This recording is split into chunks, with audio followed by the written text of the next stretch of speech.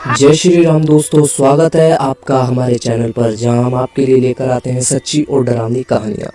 आज हम आपको सुनाने जा रहे हैं एक स्कूल की भूतिया कहानी जो आपके रोंगटे खड़े कर देगी। तो चलिए शुरू करते हैं।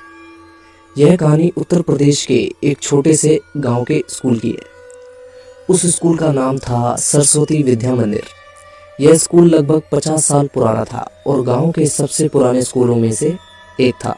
शुरुआत में इस स्कूल को गांव के लोग बहुत ही शुभ और पवित्र मानते थे।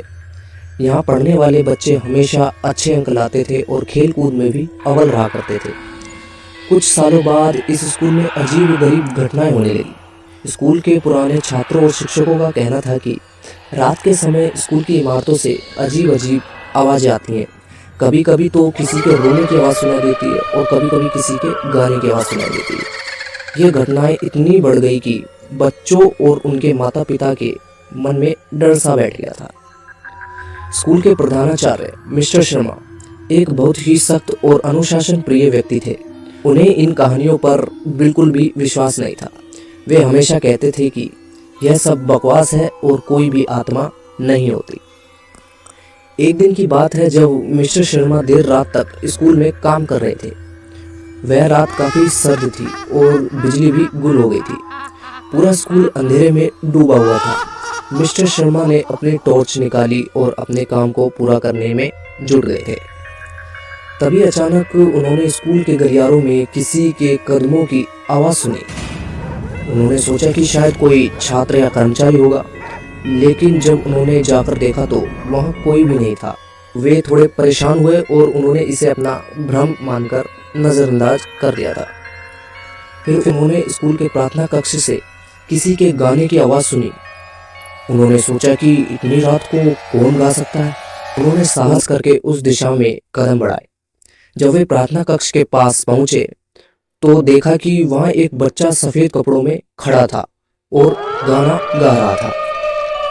मिस्टर शर्मा ने बच्चे से पूछा, तुम कौन हो और इतनी रात को यहाँ क्या कर रहे हो? बच्चा चुपचाप उनकी ओर देखता रहा और फिर अचानक गायब हो गया।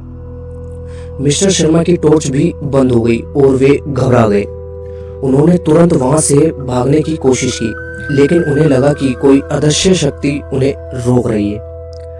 अगले दिन मिस्टर शर्मा ने गांव के बुजुर्गों से इस बारे में बात की।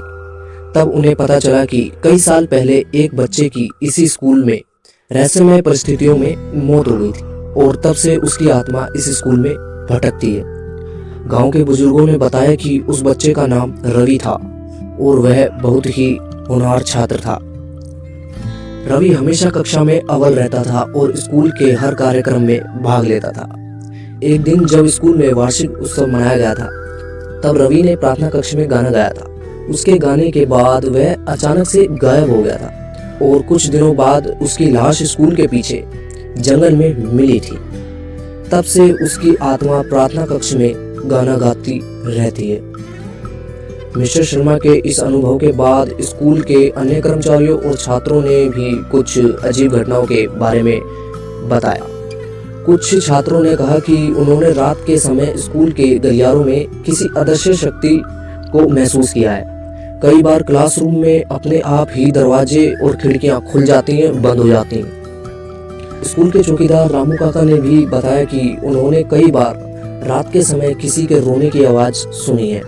एक बार उन्होंने देखा कि प्रार्थना कक्ष में कुछ अजीब सी रोशनी थी जो थोड़ी देर बाद गायब हो गई। रामू काका ने बताया कि उन्होंने कई बार किसी की परछाई भी देखी थी जो अचानक से गायब हो जाती थी। एक बार एक छात्र ने बताया कि उसने देखा कि एक बच्चा झूले पर बैठा था और अचानक से गायब हो गया था। इस घटना के बाद वह छात्र बहुत डर गया था और उसने स्कूल आना बंद कर दिया था। स्कूल के शिक्षकों ने भी बताया कि उन्हें कई बार कक्षा में अजीब अजीब चीज़ें देखने को मिलती है। कभी कभी कक्षा में रखी चीज़ें अपने आप ही गिर जाती है और कभी कभी ब्लैक बोर्ड पर अजीब अजीब आकृतियाँ बन जाती थी। एक बार एक शिक्षक ने देखा कि क्लासरूम में रखी एक कुर्सी अपने आप ही हिल रही थी। फिर कुछ सालों बाद प्रधानाचार्य और शिक्षकों ने मिलकर फैसला किया कि वह इस स्कूल को बंद कर देंगे। तो दोस्तों, यह थी उस स्कूल की भूतिया कहानी। क्या आपको भी कभी किसी स्कूल में ऐसा अनुभव हुआ है? हमें कमेंट में ज़रूर बताएं। अगर आपको यह कहानी पसंद आई हो तो हमारे चैनल को सब्सक्राइब करें और इस वीडियो को लाइक और शेयर करना ना भूलें। धन्यवाद दोस्तों, अगली बार फिर मिलेंगे एक नई और डरावनी कहानी के साथ। तब तक के लिए अपना ख्याल रखें और सुरक्षित रहें।